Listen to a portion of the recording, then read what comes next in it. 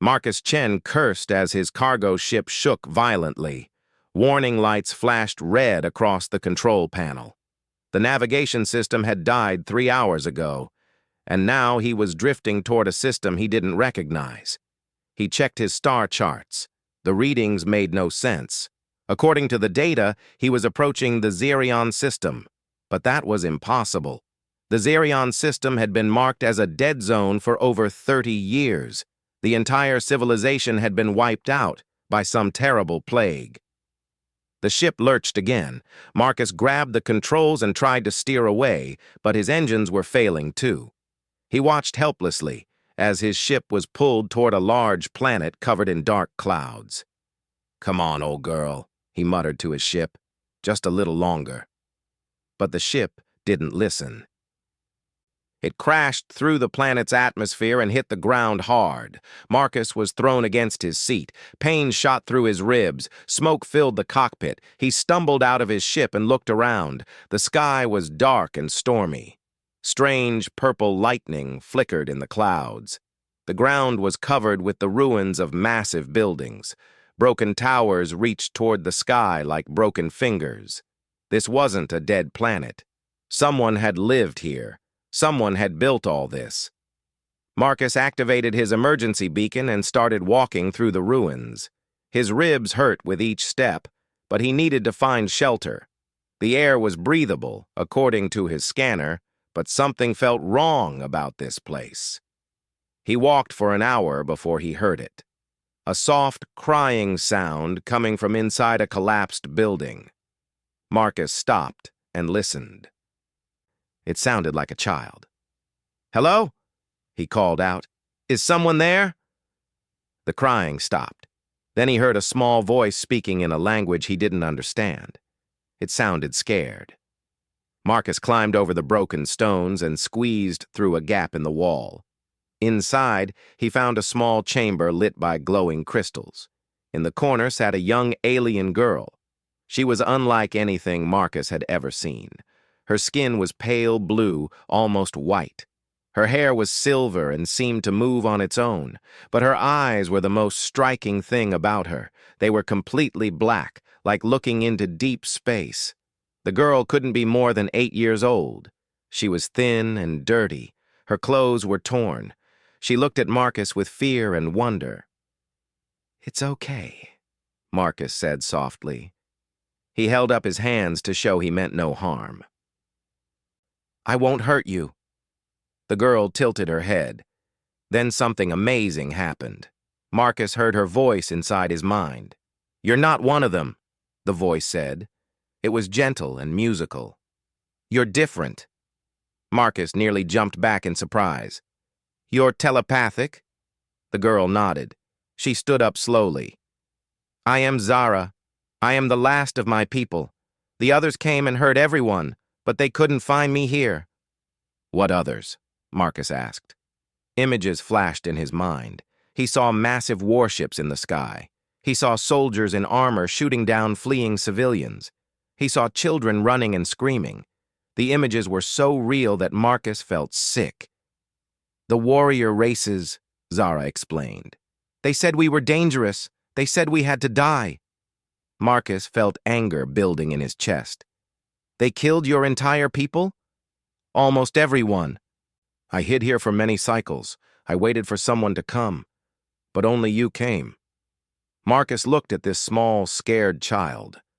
Every instinct in his body told him to help her.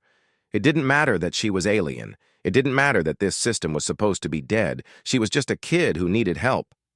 "Come with me," he said. "I'll get you out of here." Zara's eyes widened. "You would do that? Even though you don't know me?" "That's what humans do," Marcus said. "We help people who need help." As soon as he said it, something strange happened. The crystals in the room began glowing brighter. Marcus felt a warm feeling in his chest. Zara gasped. "I can feel your emotions," she whispered. "They're so strong, so complex. I've never felt anything like this." Marcus reached out his hand. "We need to leave. My ship is damaged, but maybe we can fix it." Zara took his hand. The moment they touched, Marcus felt a jolt of energy. For just a second, he could sense what she was feeling. Fear, yes, but also hope, and something else. Power. Raw, incredible power. They made their way back to Marcus's ship. As they walked, Zara told him more about her people. The Zarians had been powerful telepaths. They could read minds and move objects with their thoughts. But they had been peaceful. They had never used their powers to hurt others. That's why the warrior races feared us, Zara explained. They thought we would become too powerful. They thought we would take over the galaxy. So they decided to kill you all first, Marcus said grimly. Yes, but they told everyone we died from a plague. It was easier than admitting what they did. Marcus worked on his ship while Zara watched.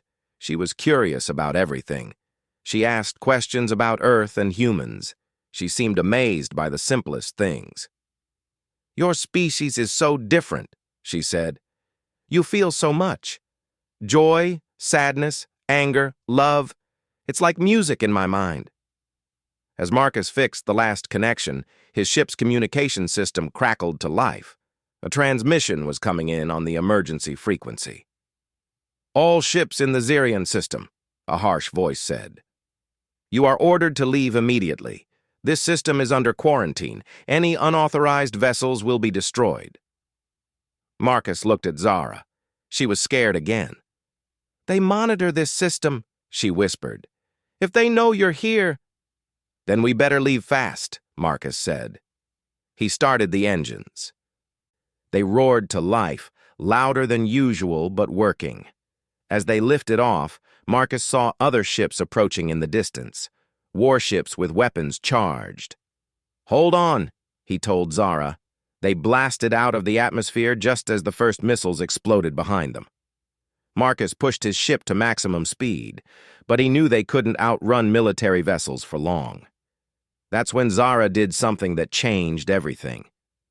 She placed her small hand on the ship's control panel and closed her eyes. Suddenly, the ship moved faster than it ever had before. They jumped to faster-than-light speed in seconds instead of minutes. When they stopped, they were 3 star systems away. How did you do that? Marcus asked. Zara looked as surprised as he did. I don't know. When I touched your ship and felt your determination to save me, I felt stronger than ever before. Marcus stared at her. He was beginning to understand why the warrior races had been so afraid, but he also knew one thing for certain. He would protect this child no matter what it cost him. Behind them, alarms were already going off across the galaxy. The impossible had happened. A Zerion had survived. And worse, she had found a human willing to help her. The hunt was about to begin. Marcus had been running for 2 weeks, and the hunters were getting closer. His cargo ship wasn't built for this kind of chase. Every day, more warships appeared on his scanner, ships from races he'd only heard about in stories. The proud Thrakari with their honor-bound warriors, the brutal Bloodfang horde with their savage fighting style, and worst of all, the Corvan Empire with their massive fleets and advanced weapons.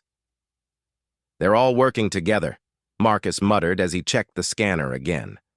That never happens. Zara sat beside him in the co-pilot's chair. She had grown taller in just 2 weeks. Her people matured quickly when their powers awakened. She was now the size of a human teenager, though her mind was far older than her appearance suggested. They fear what I might become, she said quietly. What we might become together. Marcus glanced at her. Over the past days, strange things had been happening. His ship ran smoother when she was near the engine room. His aim was better when she watched him practice shooting. His mind felt clearer when she was close. What do you mean? He asked. Zara closed her eyes. When she opened them, Marcus could see swirling galaxies in their black depths. My people had a legend. Long ago, we could bond with other species. We could make them stronger, and they could make us stronger. But we stopped doing it because we thought it was too dangerous. Dangerous how? Because bonded pairs became more powerful than anyone imagined possible. Before Marcus could respond, alarms started blaring. 3 ships had dropped out of faster-than-light travel directly in front of them. They were sleek and deadly-looking, with the red markings of the Corvan Empire. "This is Strike Leader Voss of the Corvan Imperial Navy," a cold voice said over the radio. "Human vessel, you are carrying a dangerous alien. Surrender immediately and you will be given a quick death." Marcus laughed bitterly. How generous of them! He grabbed the controls and threw the ship into a sharp turn. The Corvan ships moved to follow, but they were built for straight-line speed, not the kind of crazy flying Marcus had learned hauling cargo through asteroid fields. "Can you do that thing again?" he asked Zara. "Make us faster?" She shook her head. "Not without damaging your ship, but maybe—" She placed her hand on his shoulder. "Let me help you fly." The moment she touched him, Marcus felt his awareness expand. He could sense the exact position of every ship around them. He could predict where they would move before they did it. He twisted the ship through impossible turns, dodging laser blasts by inches. "Impossible," came Voss's voice over the radio. "No human pilot flies like that." Marcus grinned as he spun the ship around a chunk of space debris. "You haven't met the right humans." They were winning the chase until Voss did something desperate. He fired a missile at the asteroid mining station they were flying past. The explosion would kill thousands of innocent workers. "No!" Zara screamed. Power erupted from her mind like a tidal wave. The missile stopped in mid-space and crumpled like paper. Then every piece of debris around them began moving, forming a protective shell around the mining station. But the effort was too much for her. She collapsed, and the debris field exploded outward in all directions. When the chaos cleared, the mining station was gone. Not destroyed, but completely vaporized. Only empty space remained. Marcus stared in horror. "Zara, are you okay?" She sat up slowly, tears streaming down her face. "I tried to save them, but I'm too powerful. I destroyed them instead." "It wasn't your fault," Marcus said firmly. "They forced you to do it." But he knew the damage was done. News of the mining station's destruction would spread across the galaxy. Everyone would see what Xerion power could do when pushed to its limits. Sure enough, within hours, Marcus's ship was receiving emergency broadcasts from every corner of the galaxy. "The Xerion threat is real," announced General Krex of the Thrakari clans. "We pledge our ships to the Purge Fleet." "The old enemy has returned," growled Chieftain Bloodclaw of the Horde. "We will hunt them to the ends of space." "All civilized species must unite," declared High Admiral Nex of the Corvan Empire. "The Xerion and her human protector must be eliminated before they doom us all." Marcus switched off the radio. "They're really scared now." "I can feel their fear," Zara said softly. "It reaches across the stars. But I can feel something else, too." She looked at Marcus with wonder. "Other humans, scattered across the galaxy, and they're not afraid." "What do you mean?" "Listen." Zara touched his temple, and suddenly Marcus could hear voices, faint whispers from across space. "Sarah Chen reporting. My brother Marcus is a good man. If he's protecting that girl, she must need protecting. This is Captain Rodriguez. My ship is at your disposal. No one hunts humans on my watch." "Elena Vasquez here. I've got weapons and a place to hide if you need it." Marcus felt tears in his eyes. He had thought he was alone. But his own species was rallying to help him. Humans he had never met were willing to risk their lives for him and Zara. "How are they doing this?" he asked. "Your species has something mine never had," Zara explained. "You're connected by more than just blood or culture. You're connected by choice. When one of you is in trouble, the others choose to help." Over the next few days, the human network grew stronger. Traders passed along information about purge fleet movements. Smugglers offered safe routes through dangerous space. Even human colonists on distant worlds started sending supplies and messages of support. Meanwhile, Zara's abilities continued growing. She could now sense ships from light years away. She could communicate with Marcus without speaking. When she concentrated, she could even make their ship invisible to most scanners. But the most amazing thing was how she affected Marcus himself. His reflexes were faster. His mind worked more clearly. He could solve problems that would have stumped him before. "We're changing each other," Zara observed one evening as they hid in an asteroid field. "You make me more stable and controlled. I make you more than you were before." "Is that bad?" Marcus asked. "I don't know. My people stopped bonding with others because they were afraid of what they might become. They thought it was safer to stay separate. And look what happened to them," Marcus pointed out. "Maybe being safe isn't the most important thing."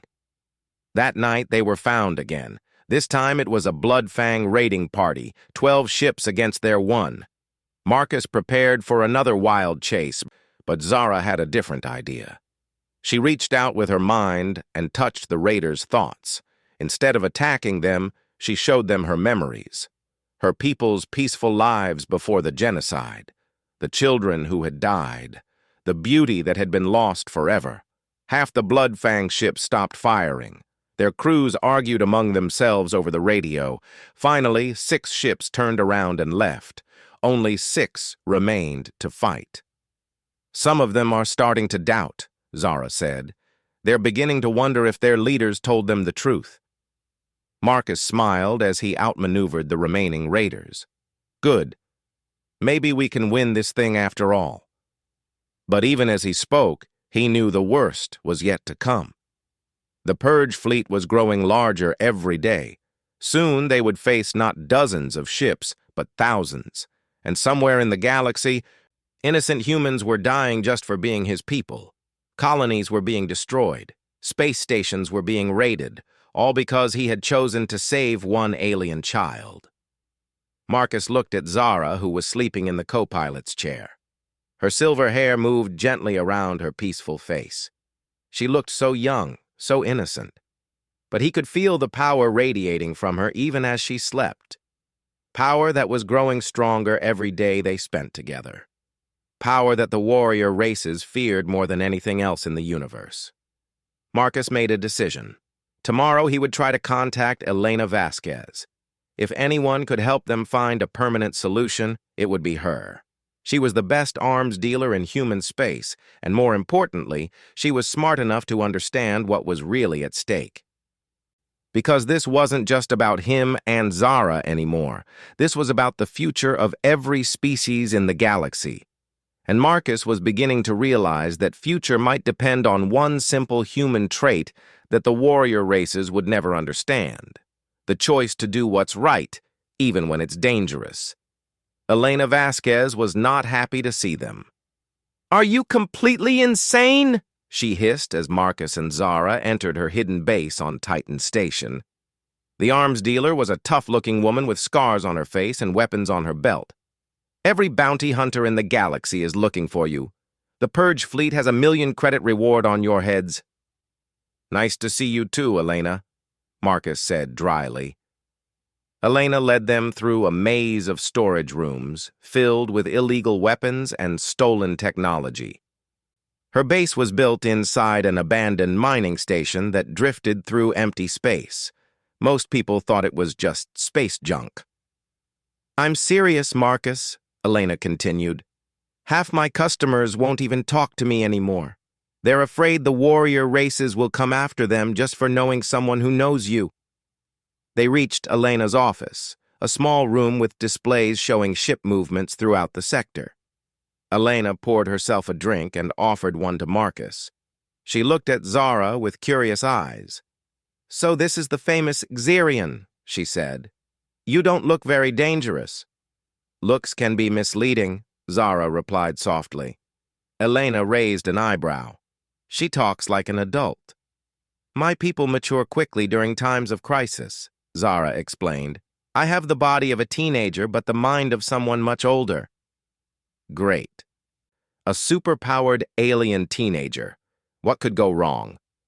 Marcus sat down heavily. He was exhausted. They had been running for 3 weeks now, jumping from system to system, barely staying ahead of their pursuers. We need help, Elena. The human network has been amazing, but we need something more organized. Elena turned to her displays. You might be surprised. Your little escape has caused quite a stir in human space. Look at this. She brought up a communication channel Marcus had never seen before. Hundreds of voices were talking at once, all using coded language. Cargo ship Freedom needs supplies at checkpoint 7, said one voice. Medical team standing by at Safe House 12, said another. Transport ready for passenger pickup in Sector 9, said a third. What is this? Marcus asked. The Underground Railroad, Elena said with a grin. That's what they're calling it. Human traders, smugglers, mercenaries, and colonists all working together. They're moving supplies, information, and refugees around the galaxy. Some of them have never even met each other, but they're all connected through this network. Zara leaned forward, fascinated. How many humans are involved? Thousands, maybe tens of thousands, and the number is growing every day. Elena's expression grew serious. But so is the response from the warrior races.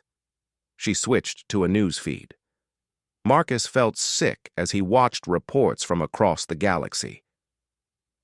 New Geneva colony destroyed by unknown attackers. Human trading post on Kepler Station raided by Thrakari forces. Bloodfang warships attack civilian transport. They're targeting anyone who might be helping you, Elena explained. Entire human settlements are being wiped out just for being in the wrong place at the wrong time. Marcus put his head in his hands. This is my fault. All those people are dying because of my choice. No, Zara said firmly. She knelt beside his chair. They're dying because the warrior races choose to kill innocent people rather than face the truth about what they did to my people. Elena nodded. The kid's right. I've been in this business for 20 years. I know killers when I see them. These warrior races aren't noble defenders of the galaxy. They're bullies who are scared of losing their power. She pulled up more displays, showing ship movements and battle reports. But here's the interesting part. They're not as united as they want everyone to think. Marcus looked up. What do you mean? The younger generation of warriors is asking questions. Some Thrakari clans have refused to join the Purge fleet. A few Bloodfang tribes have gone quiet instead of attacking. Even some Corvin officers are having doubts. Zara smiled slightly. I felt that during our last encounter. Some of them stopped fighting when I showed them the truth about my people. That's your weapon, Elena said. Not your psychic powers. Your ability to show them what really happened. Over the next few days, Elena helped them make contact with leaders of the human underground. Marcus was amazed by what he learned. Humans across the galaxy were organizing like never before. They had created supply lines, safe houses, and communication networks that rivaled anything the major empires had built. We've always been scattered, explained Captain Sarah Rodriguez during a secret video call. Traders here, colonists there, mercenaries everywhere. But now we have a reason to work together. It's not just about you, added Dr. James Park from the Frontier Medical Station. It's about what you represent. The right to help someone who needs help, regardless of what anyone else thinks. Zara spent her time learning about human history and culture. She was particularly fascinated by stories of humans helping others during times of crisis. Your species has done this before, she observed.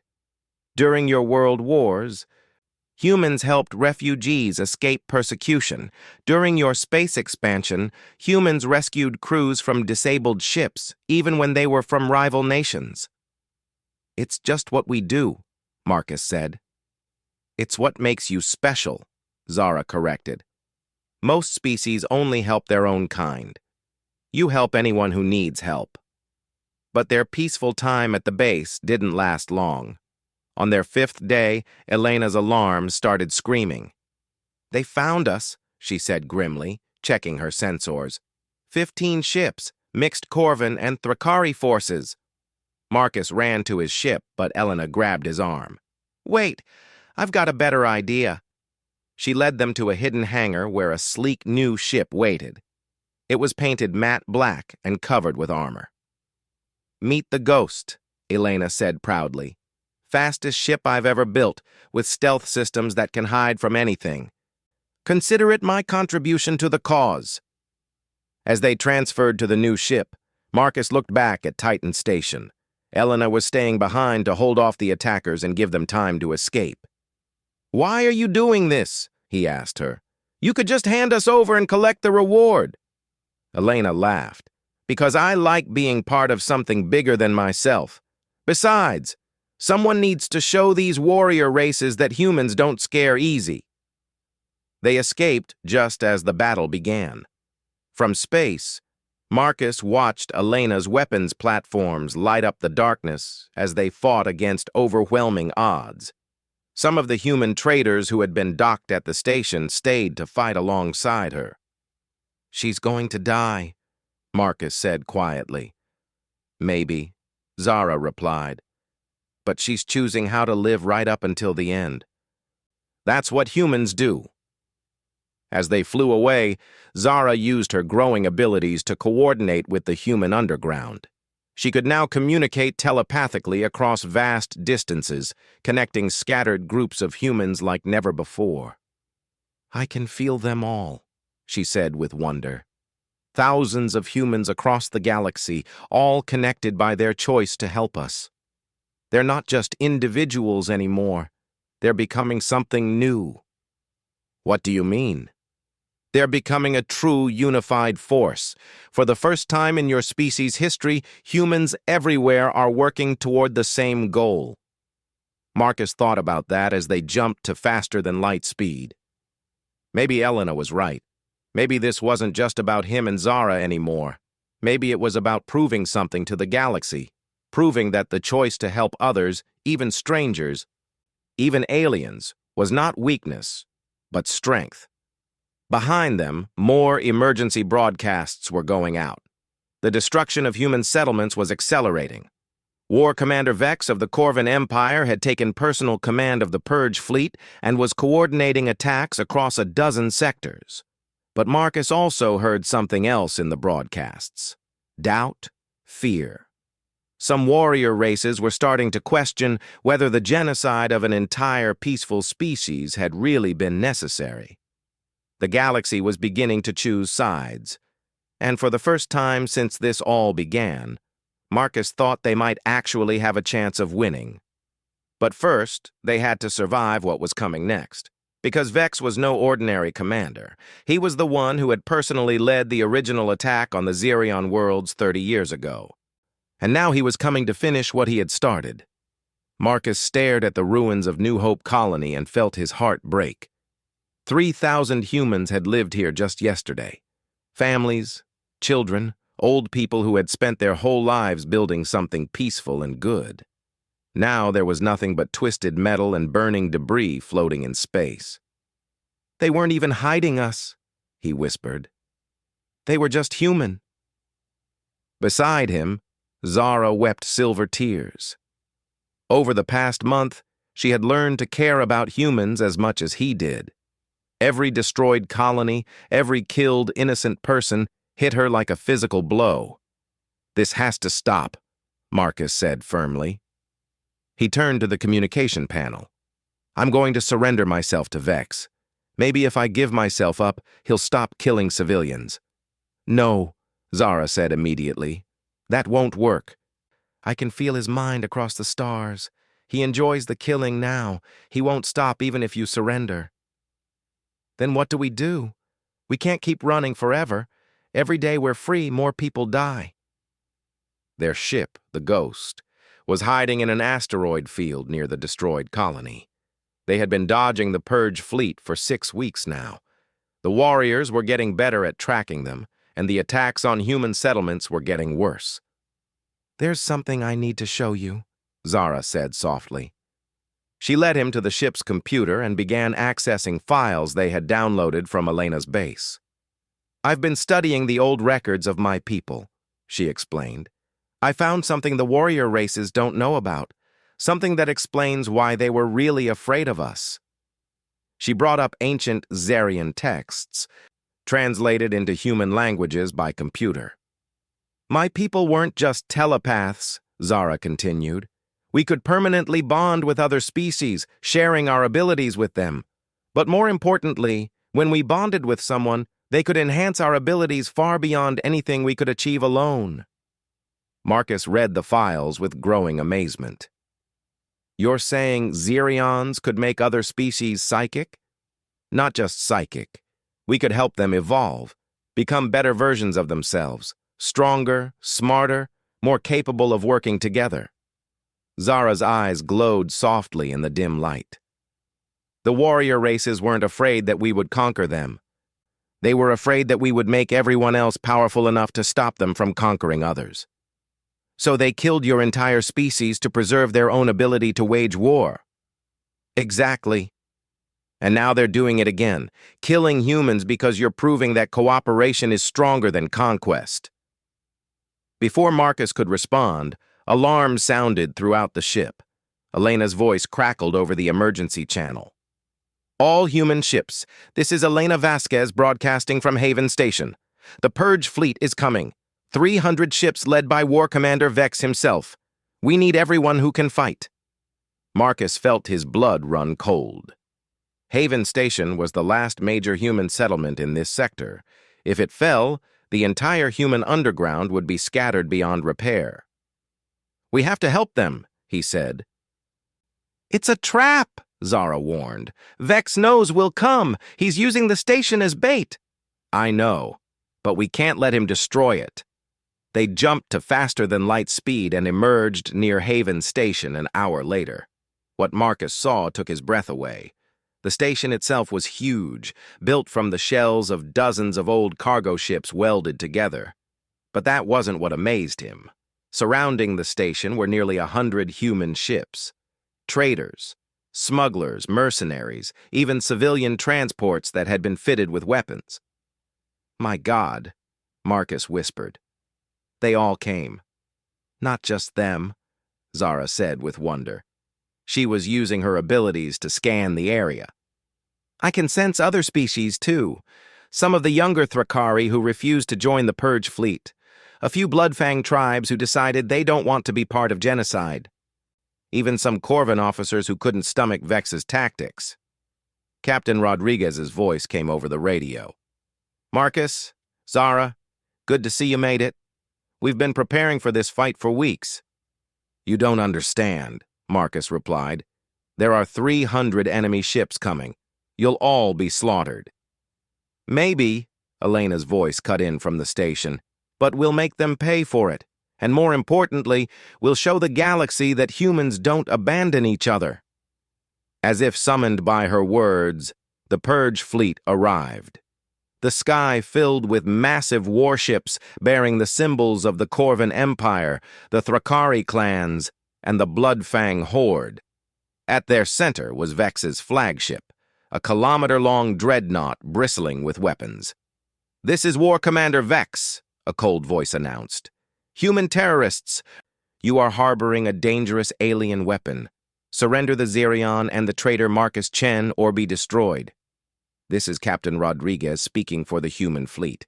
Our answer is no. Then, you have chosen death.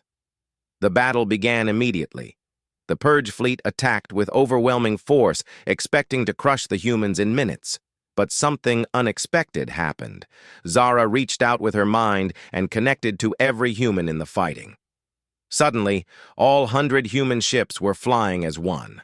They moved in perfect coordination, covering each other's weaknesses and striking at exactly the right moments. "Impossible," Vex snarled over the radio. "How are they doing this?"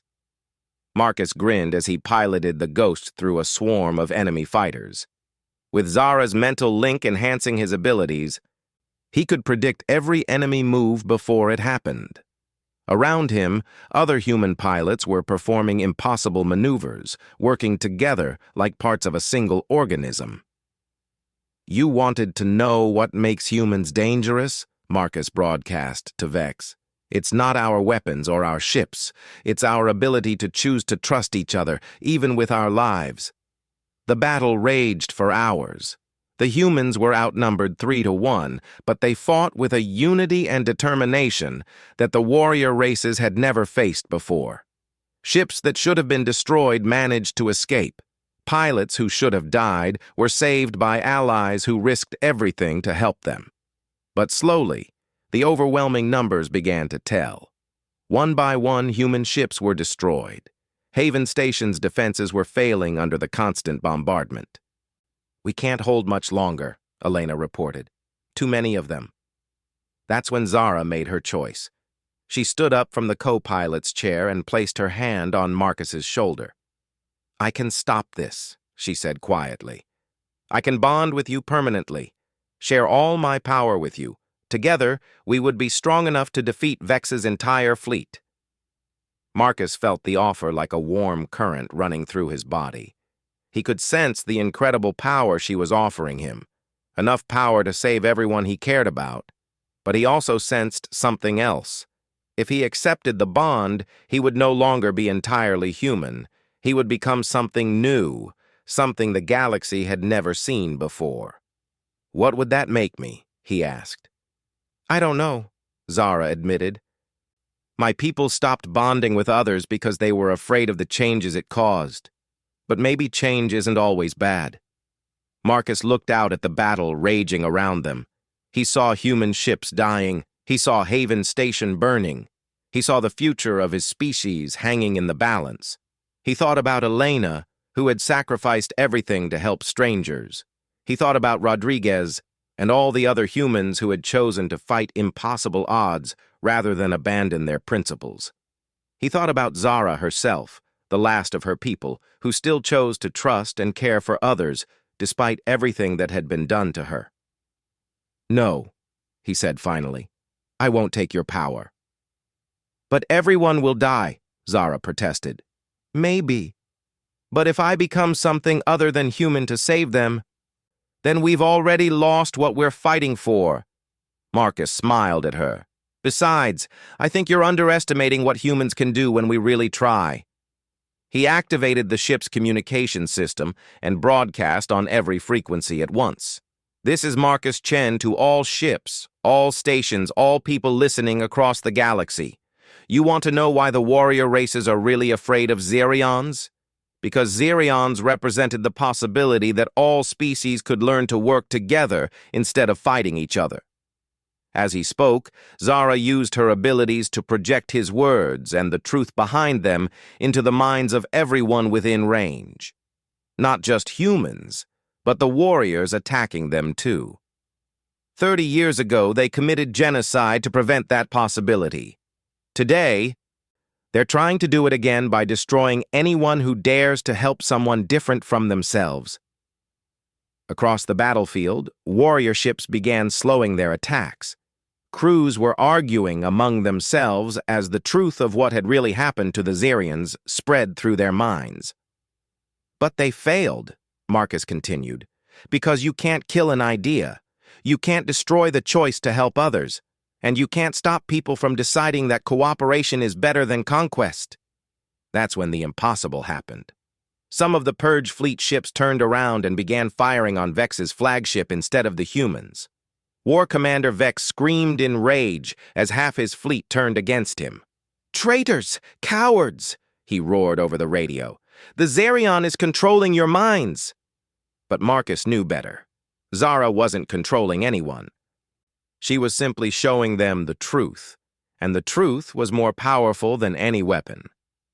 Young Thrakari warriors who had grown up hearing stories of honor and justice realized they were part of a genocide. Bloodfang fighters who prided themselves on strength discovered they were helping to murder children.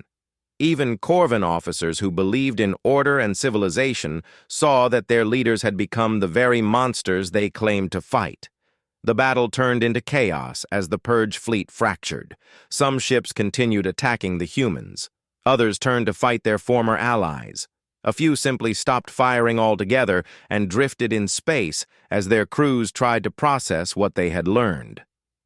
"This is Commander Kresh of the Thrakari ship Honor's Edge," came a voice over the radio. "I pledge my ship to the defense of Haven Station. My ancestors would never forgive me if I participated in the murder of innocents." "Bloodfang vessel Red Claw standing with the humans," announced another captain. "Real warriors protect the weak. They don't slaughter refugees." But Vex wasn't finished. His massive flagship still had enough firepower to destroy Haven Station and everyone defending it.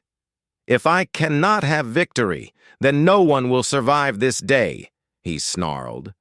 He aimed every weapon on his ship at the station where thousands of civilians were sheltering.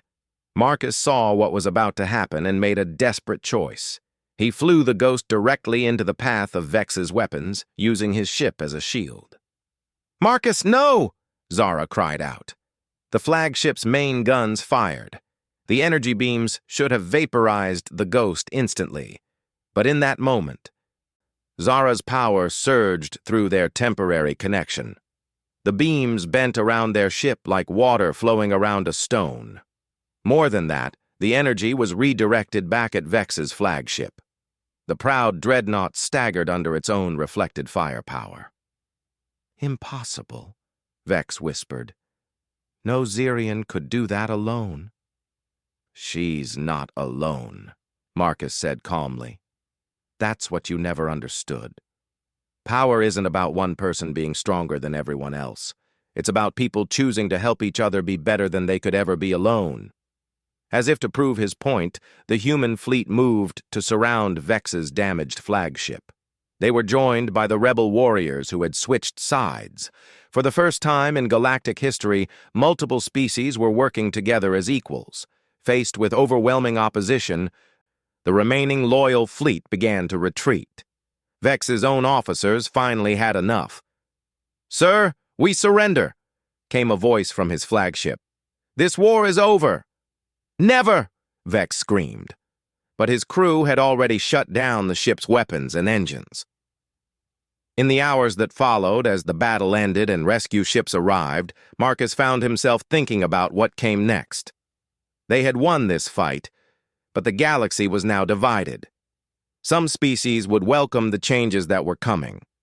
Others would fight them. "What happens now?"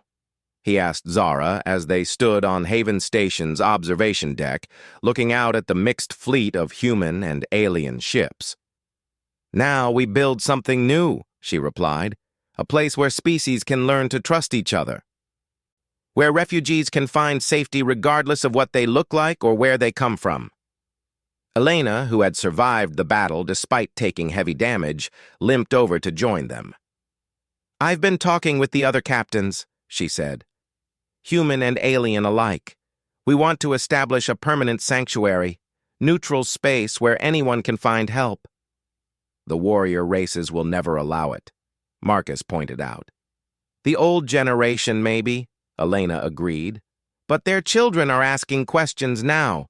Young warriors who grew up believing in honor and justice are demanding to know why their leaders committed genocide." Over the following weeks, as news of the Battle of Haven Station spread across the galaxy, that proved to be true. On warrior worlds everywhere, the younger generation was rising up against their elders. They had seen the truth about the Zerion genocide, and they refused to be part of any more atrocities. Some worlds erupted in civil war, as old and young fought for the soul of their civilizations. Others split peacefully as the younger generation formed new governments dedicated to cooperation instead of conquest. "The galaxy is changing," Zara observed one day as they watched news reports from across known space. "My people's dream of species working together is finally coming true. Not because of power or force," Marcus added, "but because people chose to make it happen." 6 months after the battle, they stood together on the bridge of their new home. It wasn't a ship or a station, but an entire asteroid field that had been converted into living space. Thousands of beings from dozens of species called it home. They had named it the Galactic Sanctuary, and it had become exactly what Elena predicted, a place where refugees could find safety, where scientists could work together without worrying about politics, where children of different species could grow up learning to see each other as friends instead of enemies. Marcus was older now, his hair showing gray at the temples. The stress of the past year had aged him, but he was happy. Every day brought new challenges as they helped more refugees and mediated between different species. But it was good work. Zara had grown too, now appearing as a young adult. Her powers had stabilized at incredible levels, but she used them carefully. Instead of the weapon the warrior races had feared, she had become a bridge between minds and cultures. "I could still offer you the permanent bond," she said as they watched children playing in the station's central garden. "We could explore the possibilities our species might achieve together." Marcus considered it. He could feel the edge of that possibility whenever they worked together. The two of them could become something amazing, something the galaxy had never seen. But he shook his head. "I think we're more useful as we are. You as the last Zarion, me as a human who chose to help. Together but separate, showing everyone that cooperation doesn't require giving up who you are." Zara smiled. "Maybe you're right. Maybe the most important thing isn't what we could become, but what we choose to do with what we already are." That evening, Marcus stood in the classroom where he taught basic diplomacy to young beings from a dozen different species. They hung on his every word as he told them about the old days when species feared and fought each other. "But why did they fight?" asked a young Thrakari student. "Because they were afraid," Marcus explained. "They thought being different meant being enemies. It took a long time for them to learn that being different could mean being friends." A small Bloodfang child raised her hand. "Teacher Marcus, will the bad warriors come back?" Marcus knelt down to her level. "Some might try, but we'll be ready for them. And more importantly, there are more good people in the galaxy than bad people. When good people work together, they can protect everyone." After class, Marcus walked through the sanctuary's corridors. Everywhere he looked, he saw proof that his words were true. Human engineers working with Corvan technicians to improve the station's systems, Thrakari artists teaching alien children about their culture, former Bloodfang raiders serving as security guards, protecting the very refugees their people once would have attacked. It wasn't perfect. There were still conflicts, still misunderstandings, still fear and prejudice to overcome. But it was progress. It was hope. And it had all started with one simple choice on a dead planet 30 years ago. The choice to save a child who needed help. As Marcus made his way to his quarters, he passed the memorial wall where they honored those who had died fighting for the sanctuary. Elena's name was there, along with Rodriguez and hundreds of others. They had given their lives so that beings throughout the galaxy could have a chance at something better. In his room, Marcus looked out his window at the stars. Somewhere out there, the old warrior empires were slowly crumbling as their own people demanded change. Somewhere else, new alliances were forming between species that had been enemies for centuries. The galaxy was evolving, not through conquest or force, but through the choice to help each other. It was exactly what the Zarians had dreamed of before their species was destroyed. But it wasn't a Zarian dream anymore. It was a galactic one, and it belonged to everyone. Marcus smiled and settled into his bed. Tomorrow would bring new challenges, new refugees to help, new problems to solve. But tonight, for the first time in over a year, he slept peacefully. He had saved an alien orphan. The warrior races had tried to kill him for it. But in the end, that one choice had changed everything. Sometimes the most powerful thing in the universe wasn't strength or technology or psychic abilities. Sometimes it was just the decision to do what's right.